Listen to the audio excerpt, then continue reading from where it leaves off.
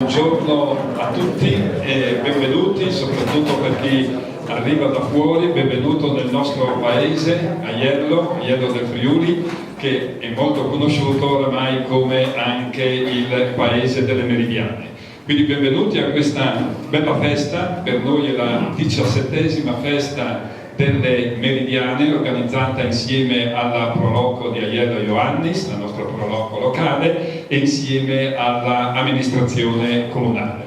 È una bella iniziativa, forse è unica nel suo genere, che almeno io sappia, a livello europeo, quindi penso mondiale. Nel suo piccolo, quindi Aiello è un faro per gli gnomonisti, e devo dare il benvenuto a molti gnomonisti, e non solo della nostra regione, ma anche gnomonisti venuti dal Piemonte, dalla Val d'Aosta, dalla Lombardia, dalla Emilia Romagna e dal Veneto. Quindi, e non solo, abbiamo anche dalla Toscana. Ecco qua, Pacolini, persone che ci si incontra ogni anno e mezzo ai vari seminari che si sono svolti in numerose regioni, in 21 anni, in 22 anni di seminari dell'Italia. Non l'ultimo, proprio qui a Valdobbiadene, nel Veneto. Abbiamo anche il signor Geronazzo, che ha organizzato un magnifico seminario a marzo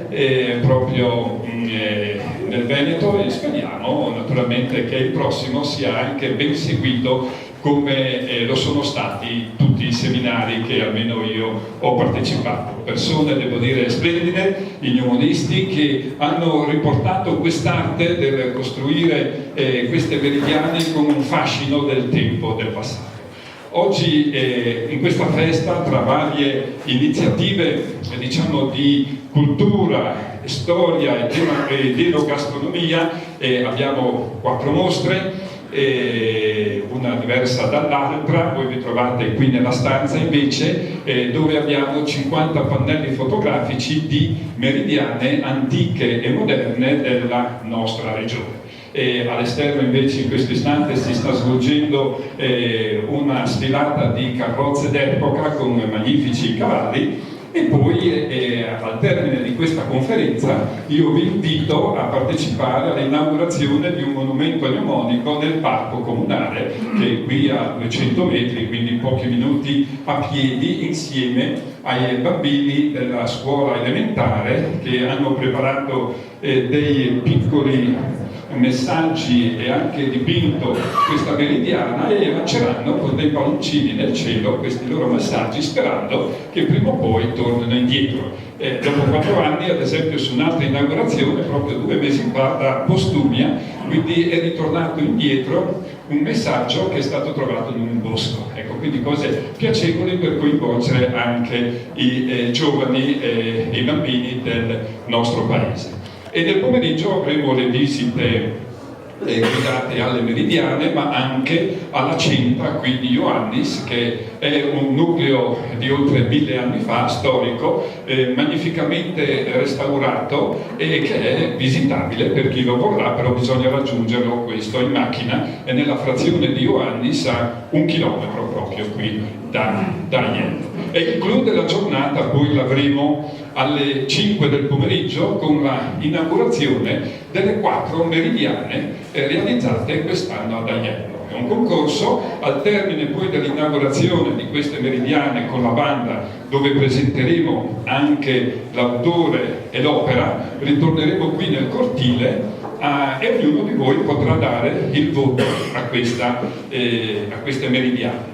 Il voto può essere fatto, molti di voi l'hanno già fatto, tramite internet fino a mezzogiorno di oggi, e ha un peso come voto popolare del 50%. L'altro 50% è stato dato da una commissione di esperti, ma nel pomeriggio di questo ve ne parlerò. Poi avremo il concerto dopo la votazione, e a seguire poi ci sarà la cena, e proseguirà la giornata dopo la premiazione con musica della sera. Bene, allora una giornata ricca e piacevole, no? E prima di parlarvi della conferenza e dei nostri relatori, vorrei chiamare il nostro sindaco Andrea Bellavite per un suo benvenuto d'apertura a questa manifestazione. Grazie, buongiorno, innanzitutto benvenute e benvenuti a tutti, soprattutto a chi viene da più lontano. In secondo luogo un senso di gratitudine profonda per chi ha organizzato questa festa delle Meridiane e per chi ci sta lavorando, perché sono parecchi giorni che veramente sono pieni per molte persone che vogliono fare di oggi una giornata bellissima per tutti i nostri visitatori, oltre che per tutti gli aiellesi e gli abitanti di Ioannis. E due parole molto brevi. Io amo molto questa realtà delle Meridiane. Diciamo che un po' ne sono anche all'origine insieme ad Aurelio Pantanali. E oggi pensavo a questo titolo, l'ombra e il tempo. Normalmente si dice che le meridiane sono gli orologi solari e quindi si sottolinea l'aspetto della luce, il collegamento della meridiana con la bellezza della luce. E in realtà la meridiana esiste perché c'è l'ombra e la genialata è stata fin dai tempi più remoti quella di individuare un modo per catturare l'ombra e permettere ad essa di diventare la misura del tempo, come un po' nella vita, in cui tendenzialmente vorremmo che la luce fosse sempre al centro della nostra esistenza, ma in realtà l'esistenza non sarebbe la stessa se non ci fosse anche l'ombra e se l'ombra in qualche modo non scandisse i momenti più significativi, più importanti della nostra vita. Ed è questo il secondo pensiero, il tempo. Il tempo è la misura dell'esistenza umana, il tempo è degli uomini, si dice, no? E il tempo ci è dato, è un dono. Il fatto stesso che noi siamo qui a riflettere, a parlare insieme, è perché ci diamo del tempo.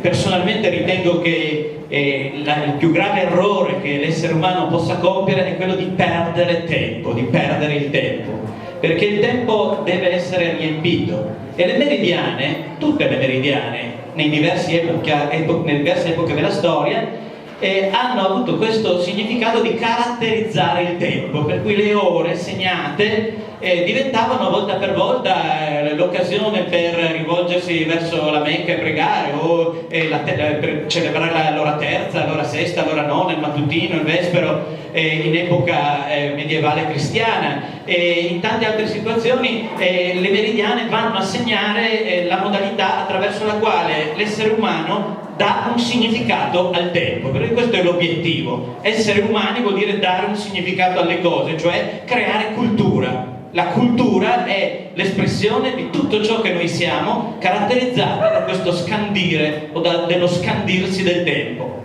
Ecco, allora il mio augurio e anche il mio apprezzamento per questa giornata sta nel dire che viviamo un tempo molto difficile a livello planetario e anche a livello locale, un tempo nel quale tutti noi, aiutati dallo scandirsi dell'ombra che percorre la meridiana, siamo chiamati a riempirlo, e riempire il tempo significa servire, ognuno di noi in modi diversi, servire ogni essere umano perché l'umanità possa essere migliore, possa crescere nella giustizia, nella pace, nella verità, così come anche i bellissimi motti di queste e di tutte le meridiane ci insegnano. Buon lavoro a tutti e grazie.